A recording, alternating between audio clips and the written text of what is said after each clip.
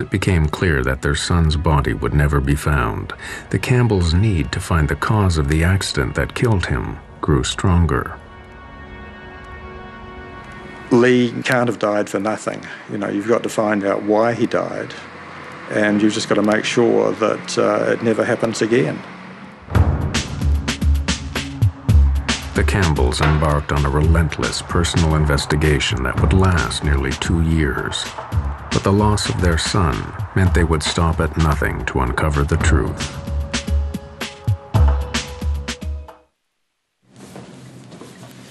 The engines number 3 and 4. 2 months after the accident on Flight 811, when the National Transportation Safety Board held preliminary hearings, the Campbells made sure they were there. But they soon grew frustrated. The NTSB would not complete its report for months, so the Campbells took matters into their own hands.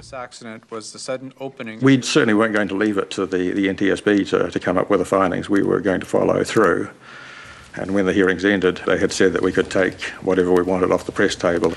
And Susan walked up to the top table and yelled out, "There's a really good setup here." So grabbed a box and loaded in all of the documents that we could find up there. Kevin's the most honest of people I know, but here he was taking something that we hadn't specifically been told we could take. And we're heading out the door just as the NTSB were arriving back in with the trolley to pick up all their documents. So we were out the door and into a taxi and gone.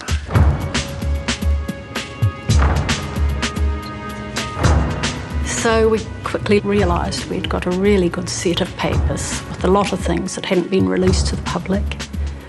We were able to really start our investigation in earnest at that stage. The unpublished documents revealed a disturbing catalogue of problems with the forward cargo door, going right back to its original design. Instead of a plug door that gets jammed into its frame as the aircraft pressurizes, Boeing opted for an outward opening door. This allowed for more cargo space, but was not fail-safe like the plug design. So Boeing built what they believed was a foolproof locking mechanism. What they do is they build in multiple redundancies to make sure the door is properly latched and does not open. And you build it in to a point of that it's extremely improbable that the door would ever open. So what went wrong on Flight 811? The Campbells soon discovered the problem lay in the design of the locking mechanism. To lock the cargo door on the 747, electric motors rotate C-shaped latches around pins in the door frame. A handle then moves L-shaped arms, known as locking sectors, over the top of the C latches to prevent them from opening. But as early as 1975, problems were found with the locking sectors. Kevin Campbell, an experienced engineer, built a model to show the weakness in the Boeing design. Initially, the locking sectors were made in aluminium, and in 1975, Boeing realised that they weren't strong enough, and they actually doubled up the aluminium to make it double thickness. But it still wasn't strong enough, and a lot of the airlines didn't even put the doublers on anyway. The weakness of the aluminum drastically increased the risk of the door accidentally opening. With the aluminium locking sectors, if the C-locks tried to backwind, open electrically, it would just push the locking sector out of the way. It just simply wasn't up to the job that it was designed for. For 20 years before the catastrophe on Flight 811, 747s had been flying with this crucial weakness.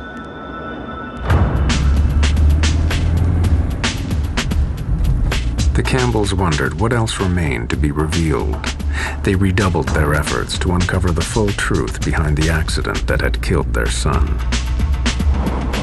We bought a car and set off in the United States to see as many people who were involved with the accident as possible. We started at Seattle, crossed to Chicago, through to Washington, D.C., down to Kentucky, on to Miami, then back across to San Diego, back up to Seattle. And that was just one trip. The Campbells soon found that a shockingly similar incident to Flight 811 had given clear warnings of the danger in the cargo door.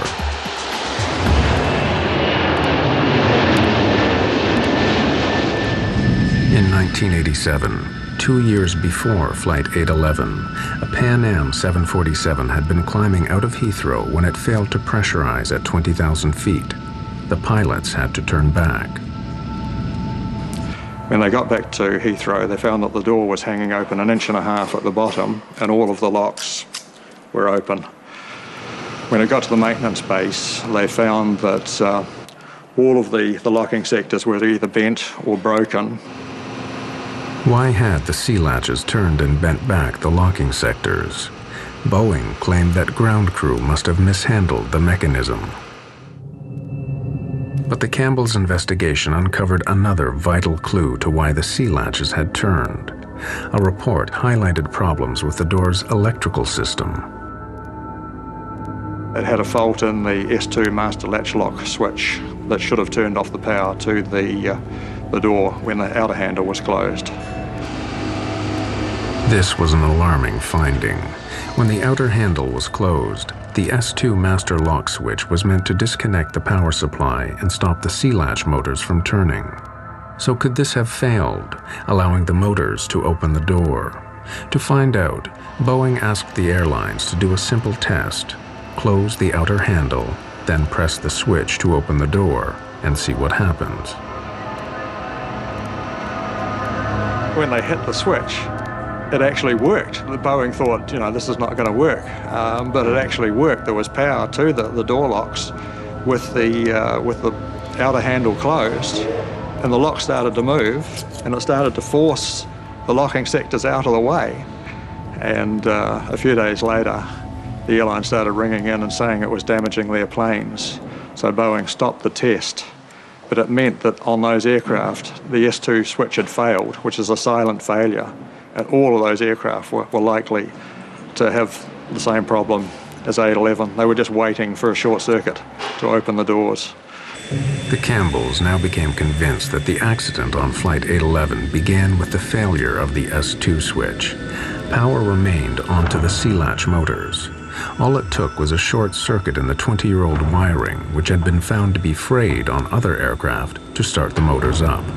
The aluminum locking sectors were too weak to stop the latches turning, and the cargo door burst open.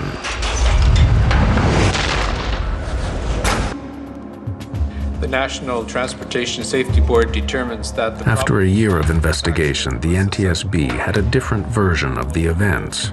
The Campbells were in for a shock.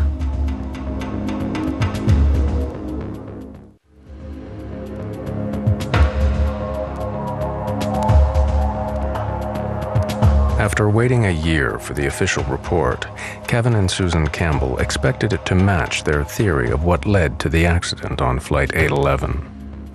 I assumed that we would have a report come out that this was an electrical malfunction, and was staggered when they came out and said that the door had been mishandled. For the Campbells, the NTSB's flawed explanation and failure to mention the electrical problems just wasn't good enough. They went back to investigating the accident on Flight 811 and soon found disturbing evidence of how it could and should have been prevented.